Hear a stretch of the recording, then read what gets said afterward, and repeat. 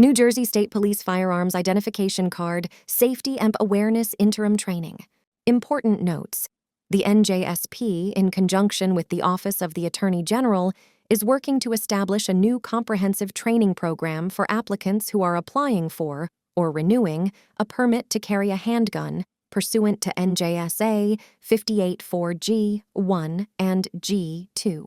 See also NJSA 2C 584D3. In addition to online materials and firing range requirements, the newly developed training will include an in-person classroom component where applicants will learn firsthand from authorized certified instructors the principles of lawful and safe handling and safe storage of firearms. The live component will be standardized across the state to ensure all applicants are provided the same meaningful opportunity to receive a permit to carry. Until such time that the new training is implemented, and in order to comply with the law, this document on safe handling and use, as well as the training materials on use of deadly force, shall be taught by a certified firearms instructor to all applicants. Certified firearms instructors remain responsible for ensuring that applicants for permits to carry handguns are properly trained and proficient before attesting to the applicant's competence on the prescribed certification form. The material and content being presented to the viewer is intended to provide general safety awareness guidelines regarding the safe care and handling of firearms. It is not intended to supersede or be in lieu of any manufacturer guidelines, recommendations, or instruction provided by a competent certified firearms instructor. Please refer to the NJ Criminal Code 2C to ensure compliance with all matters related to the care, handling, and transportation of firearms. Safety. International Rules of Firearm Safety. These rules are in place to lessen the possibility of accidental injury. 1.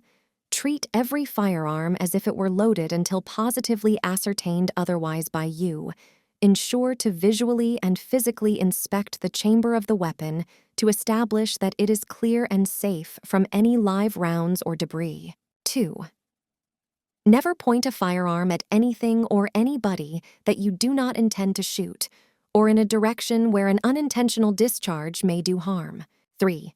Never place your finger on the trigger until ready and justified to fire. Trigger finger discipline. Build tactile sensation. Keep your trigger finger oriented high on the frame of the weapon at all times unless you are ready and justified to fire. 4. Be sure of your threat, surroundings, and beyond. You are responsible for all of your rounds, including those that miss your intended target. Everyone is part of the safety paradigm. Safety acknowledgement. Additional rules of firearms safety. Muzzle discipline. Laser rule. Be cognizant and aware of where your muzzle is always oriented. Treat the end of the barrel as if it had a laser through it, and you do not want the laser to make contact with an unintended target. Never hand a loaded weapon to someone in a non-combat situation. The world is 360-degree. There is no downrange. The best safety device is between your ears. Think safety first at all times. Home safety guidelines. All firearms should be unloaded and made safe prior to storage in a household. Secure the firearm in a safe place, locked and unloaded. Follow manufacturer guidelines on how to properly utilize the trigger lock device to render the weapon inoperable. Ensure that the ammunition and magazines are locked and secured in a separate location from the firearm. Educate your family as to its dangers. Do not show children how to load the weapon. Do not store firearm in an easy access area, under pillow, under mattress, in nightstand. Should be kept in a locked container, drawer, or other location as far out of a child's reach as possible. General guidelines are to render the weapon inoperable and inaccessible when storing them. Children, have a plan on how to educate them and properly store the firearm and follow it. NJSA 2C 58-15. A person who knows or reasonably should know that a minor is likely to gain access to a loaded firearm at a premises under the person's control commits a disorderly person's offense if a minor gains access to the firearm. Semi-automatic handgun and revolver nomenclature. Purpose. To provide general knowledge of different types of weapons, please refer to the respective firearm manufacturer for specific nomenclature and operating procedures. In addition, refer to a certified firearms instructor for instruction on how to operate a firearm. Semi-automatic, handheld firearm in which depressing the trigger when the magazine and chamber are loaded will fire the chambered round, extract and eject the spent shell casing. Cock the weapon. Load and chamber a round from the magazine. Trigger must be pressed for each round to be fired.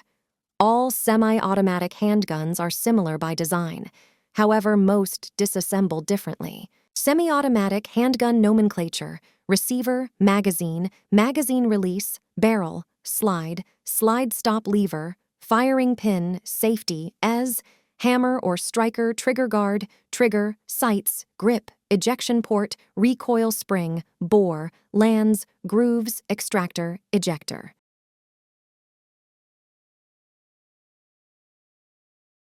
Making a semi-automatic safe. Safety, if applicable. Point the weapon in safe direction. Remove the source of ammunition, magazine. Lock the slide to the rear. Visually and physically check the chamber. Safety, rendering a semi-automatic handgun safe. Do not trap round. Safely allow for the round to eject onto the floor. Do not attempt to catch. Revolver. Handheld firearm in which the cartridges are inserted in individual chambers in a cylinder, which is mounted behind the barrel. The cylinder revolves to bring the chamber and cartridge in line with the firing pin. Cylinders generally swing out to the left, may have an exposed or hidden hammer. Double action. Colt cylinders rotate clockwise. Ruger and Smith & Wesson cylinders rotate counterclockwise. Revolver nomenclature. Muzzle, front sight, barrel, frame, rear sight, top strap, crane, ejection rod, cylinder, trigger guard, trigger, grip panel, backstrap, cylinder release, chambers, extractor, rachette.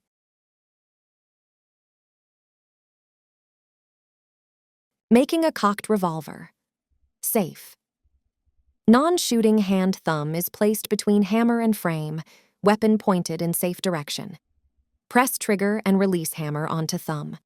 Remove finger from trigger. Remove thumb from between hammer and frame. Gently lower the hammer. Notable NJ criminal statutes related to firearms. C-24-4, endangering the welfare of a child. C.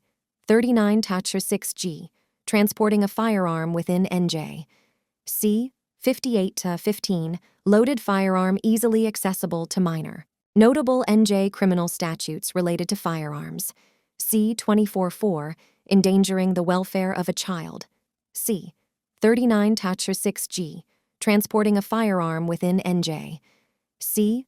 58-15, loaded firearm easily accessible to minor. Notable NJ criminal statutes related to firearms. 2C-58, 4.6, prohibited places. Third-degree crime to enter a prohibited place with a firearm. C. Coons, Siegel, v. AG NJSP case for current status of the Prohibited Places Law. As of July 1, 2023, the following are included in the prohibited places under NJSA 2C-58-4.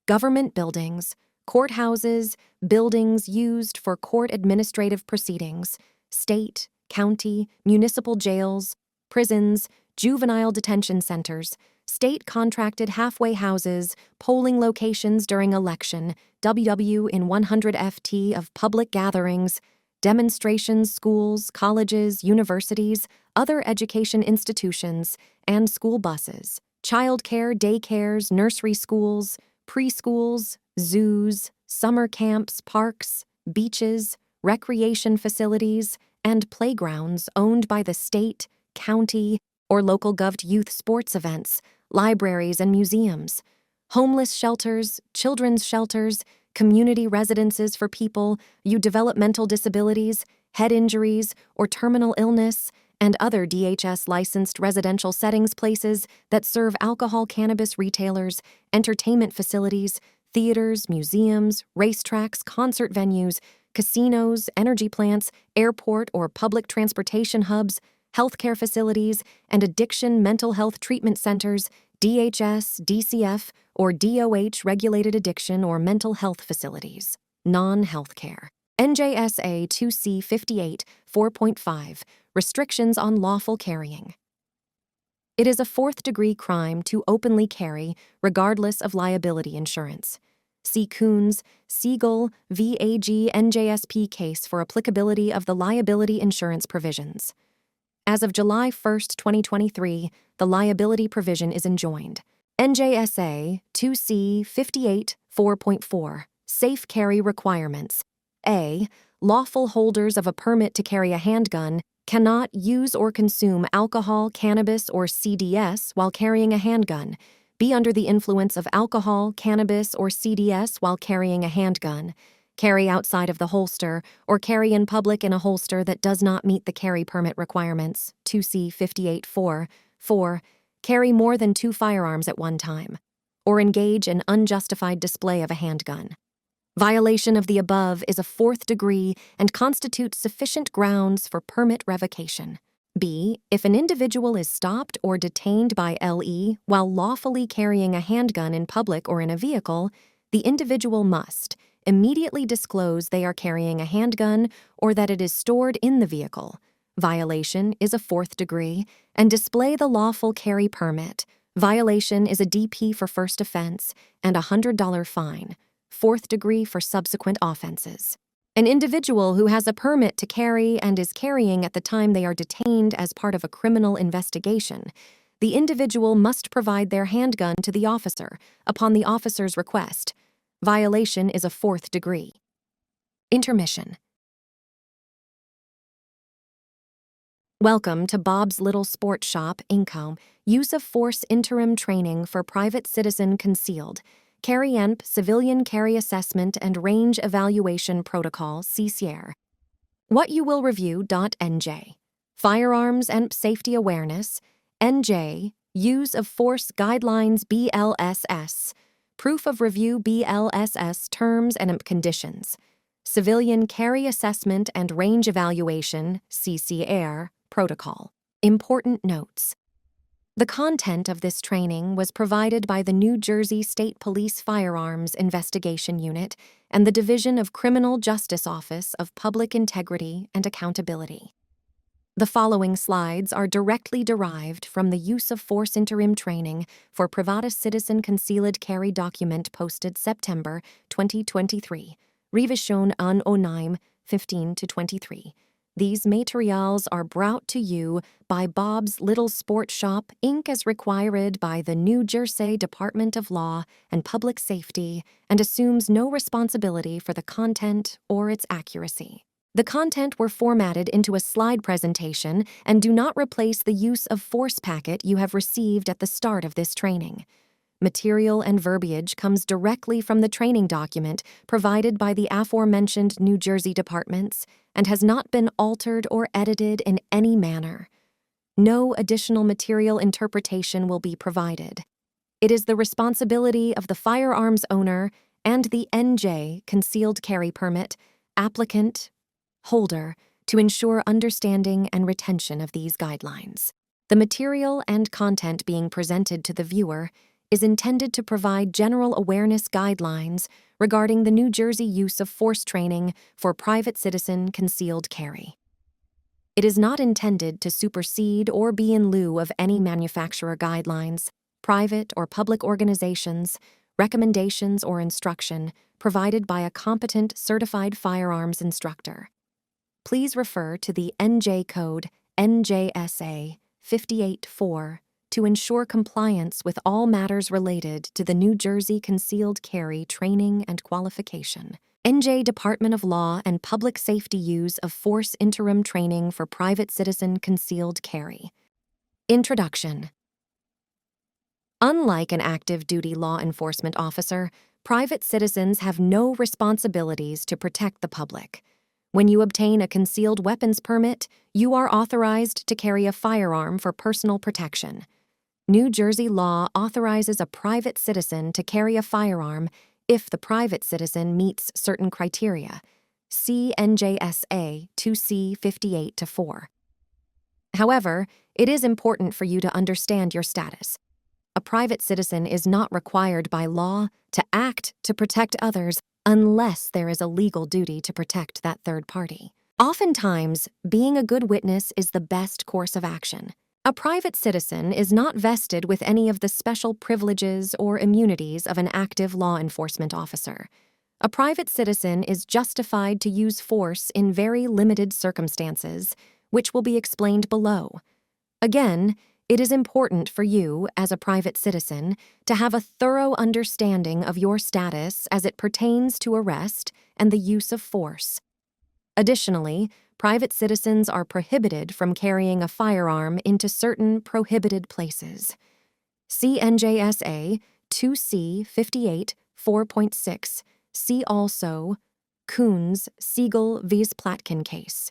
Prior to bringing a firearm to any location, the private citizen should check to determine if carrying a firearm is permitted in that location.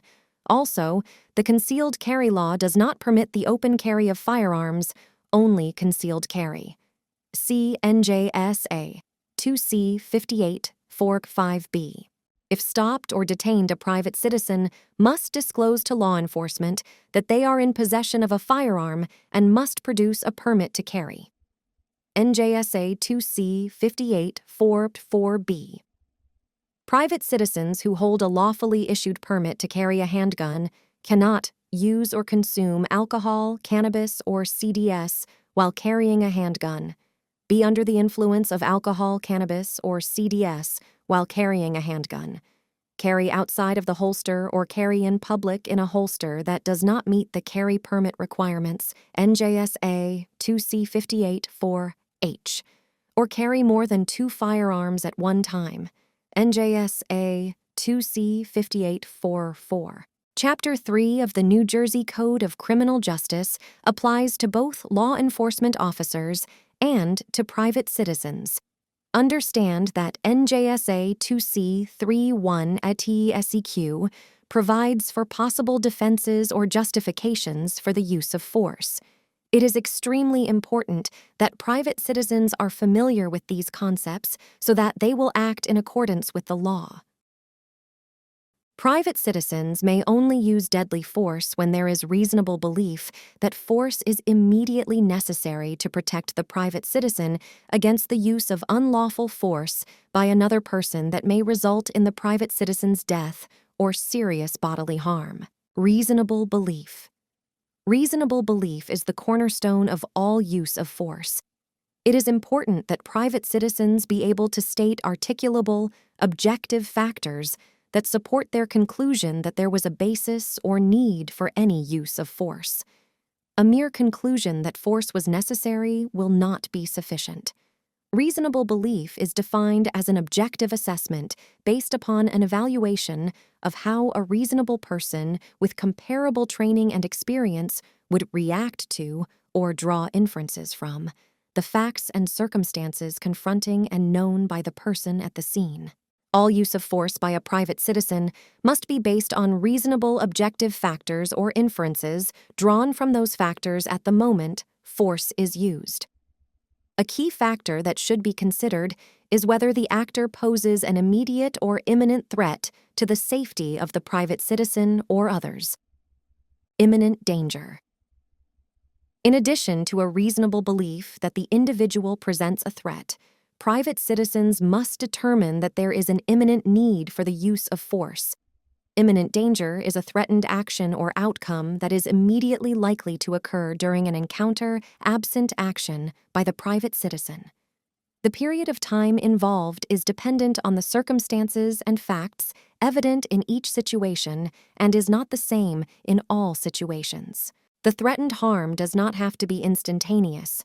For example, imminent danger may be present even if a subject is not at that instant pointing a weapon at the private citizen, but is carrying a weapon and running for cover to gain a tactical advantage. Force options.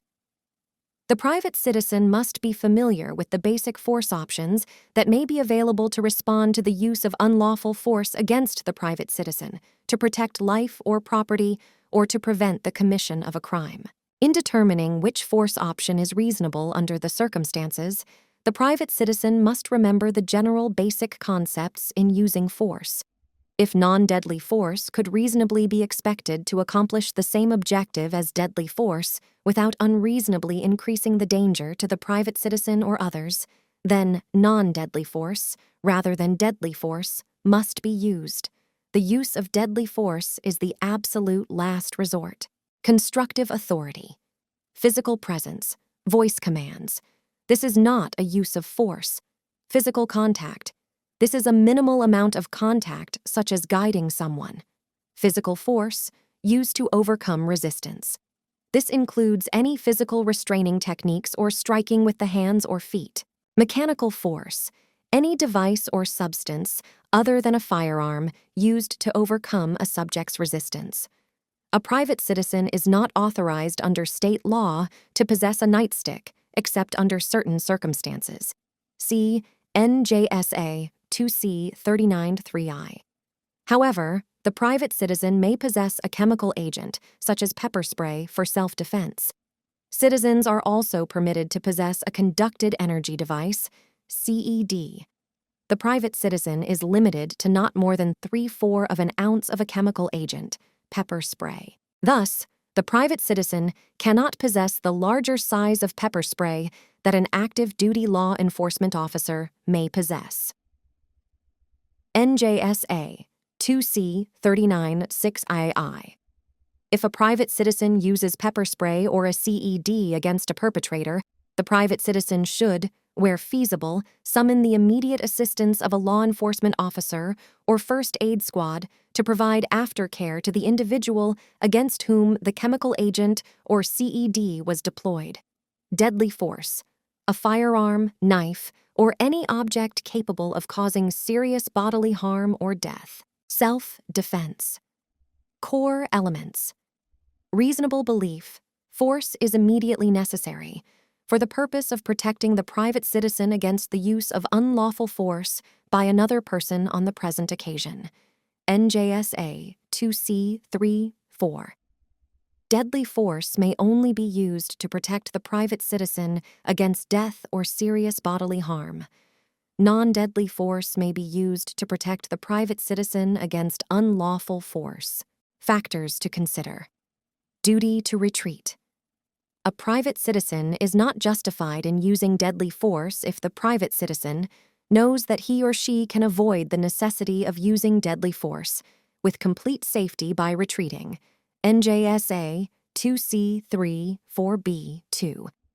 The duty to retreat applies in situations involving deadly force. A person may point a firearm at another where the need for self-protection is reasonably perceived, and the person merely intends to create an apprehension in the aggressor that deadly force may be used. See NJSA 2C 311B. However, it is important that there be some justification for pointing a firearm at another person. Knowingly pointing a firearm at another person without justification may constitute an aggravated assault. See NJSA 2C 12-1B4. Engaging in the unjustified display of a handgun is a crime. See NJSA 2C 58-4.4a. Factors to consider. Conted. A person is not required to retreat from their dwelling before using deadly force. NJSA 2C 3-4B2b. Residence protection against intruders. A resident may use non-deadly or deadly force upon an intruder who is unlawfully in a dwelling when the resident reasonably believes that the force is immediately necessary to protect themselves or other persons in the dwelling against the use of unlawful force by the intruder. See NJSA 2C 3-4C1. Factors to consider. Conted. Reasonable belief.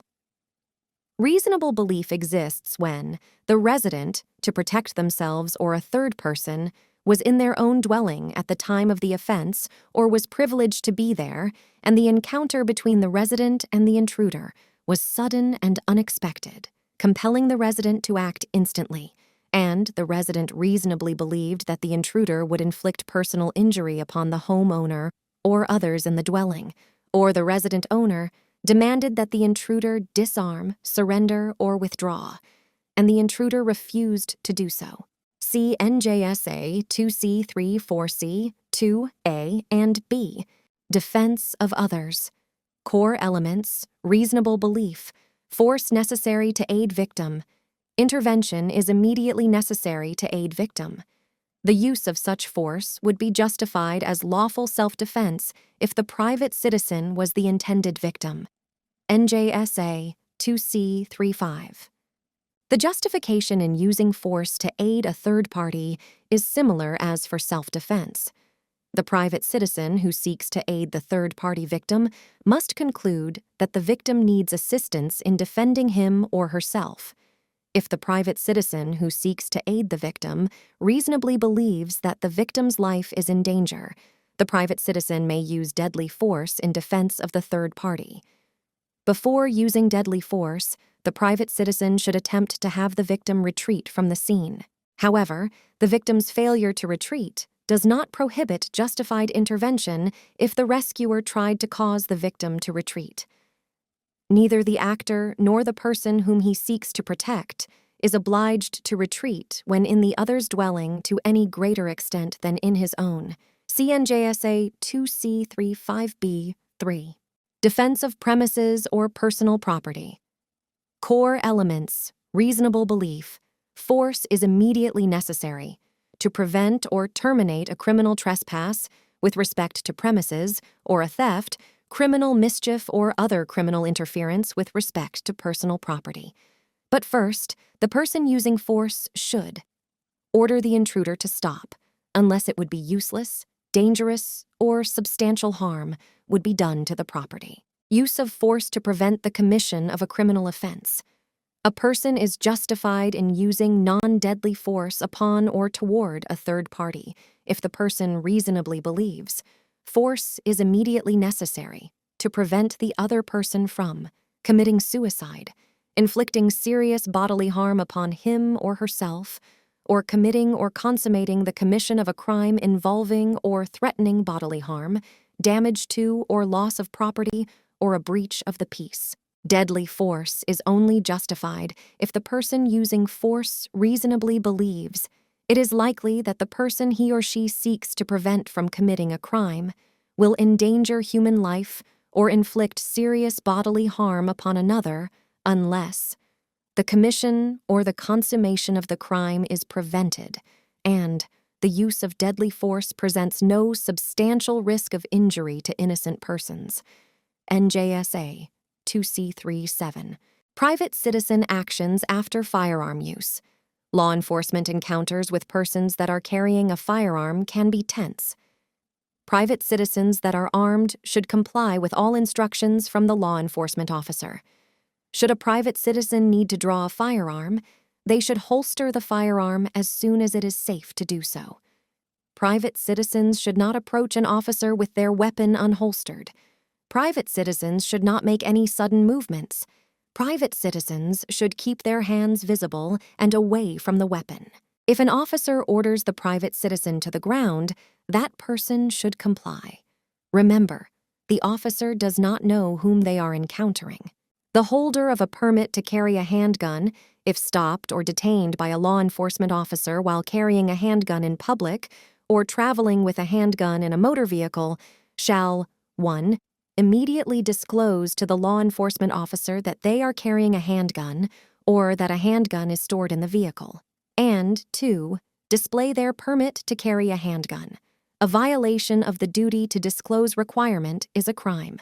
Failing to display your permit to carry a handgun is a disorderly person's offense for the first offense and a crime for a second or subsequent offense. A holder of a permit to carry a handgun who is carrying a handgun in public and is detained by a law enforcement officer as part of a criminal investigation shall provide the handgun to the law enforcement officer upon request for purposes of inspecting the handgun. A violation of this subsection is a crime. Reporting deadly force.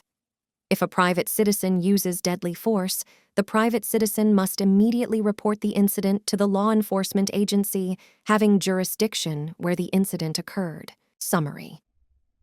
The private citizen must be thoroughly familiar with the legal justifications for the use of force and must be familiar with the restrictions that apply when a private citizen uses force.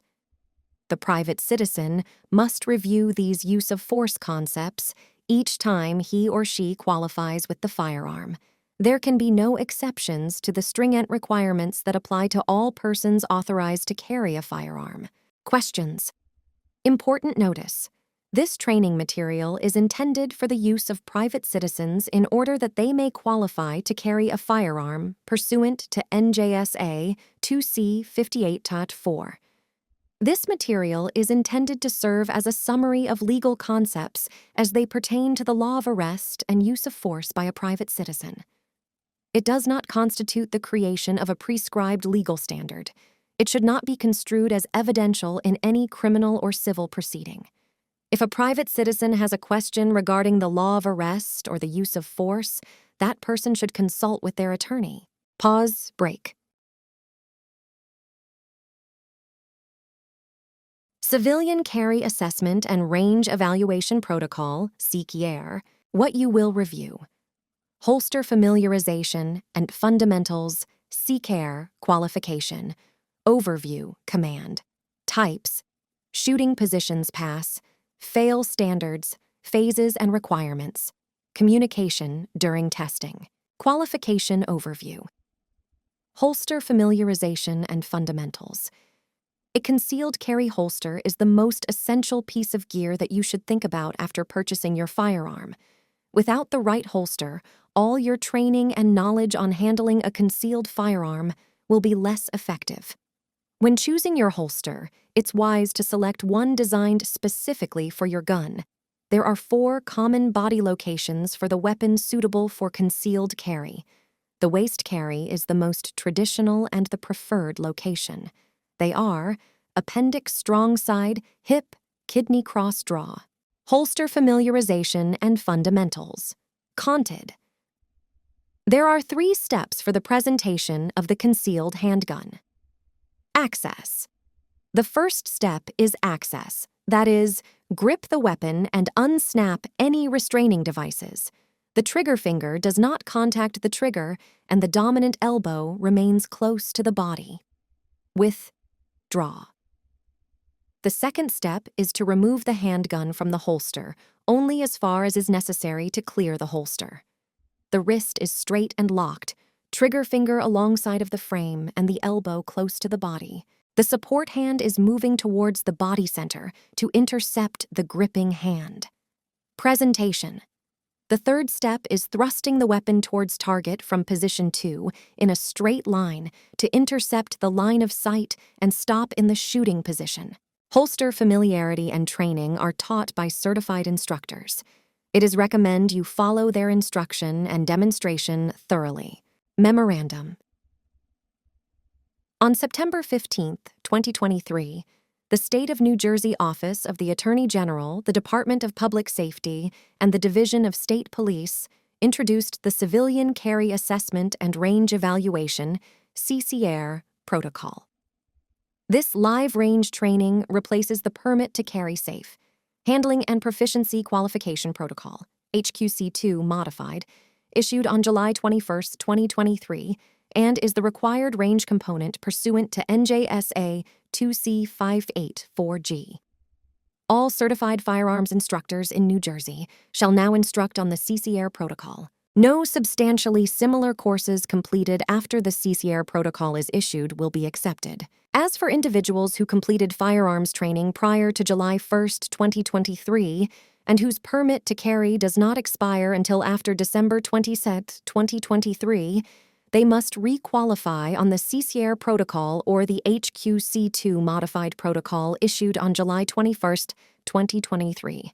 An individual who completed a course of fire prior to the issuance of the CCARE protocol is deemed to have satisfied NJSA 2C58.4G.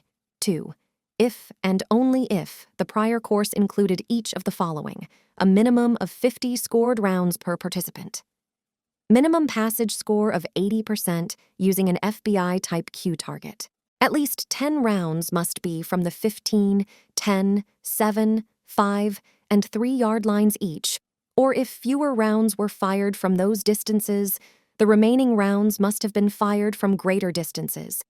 The participant must demonstrate safe holstering and unholstering during the shooting course, which must include safely drawing the weapon from a secured holster before firing at each of the required distances and reholstering after completing the round. The participant must demonstrate proficient and safe reloading during the shooting course. In order to assist in ensuring all permit holders have taken the appropriate live range component and are in compliance with the law enforcement chiefs responsible for reviewing and issuing permits to carry shall immediately post this memorandum and the CCARE protocol to their agency websites. The New Jersey State Police Firearms Investigation Unit shall also post the documents to its website. Further, given that the HQC2 interim training was issued on July 20th and the CCARE protocol is being implemented today, September 15, 2023, law enforcement shall provide individuals who need to requalify until December 31, 2023, to complete the requisite training to comply with the law. Failure to requalify under NJSA 2C58 4G by December 31, 2023, will render the applicable individual's permit to carry invalid. Instructors should also inform their applicants to send a copy of their completed certification to the police agency with which the application was filed to be included in the agency's file. Civilian Carry Assessment and Range Evaluation, CCARE. Familiarization requirements for each participant demonstrate the safe handling of weapon, demonstrate proper loading and unloading techniques, demonstrate the techniques of proper physical stance, demonstrate the techniques of good marksmanship. Range, 15 yards, target, FBI type Q target, either paper or cardboard. Multiple targets may be used at the discretion of the agency executive or supervising firearms instructor. Qualification overview. Course total of 50 rounds per participant. Double action is required for revolvers for all phases. Semi-automatics are to be fired in the manner in which the individual weapon functions normally and are to be decocked when changing positions or hands.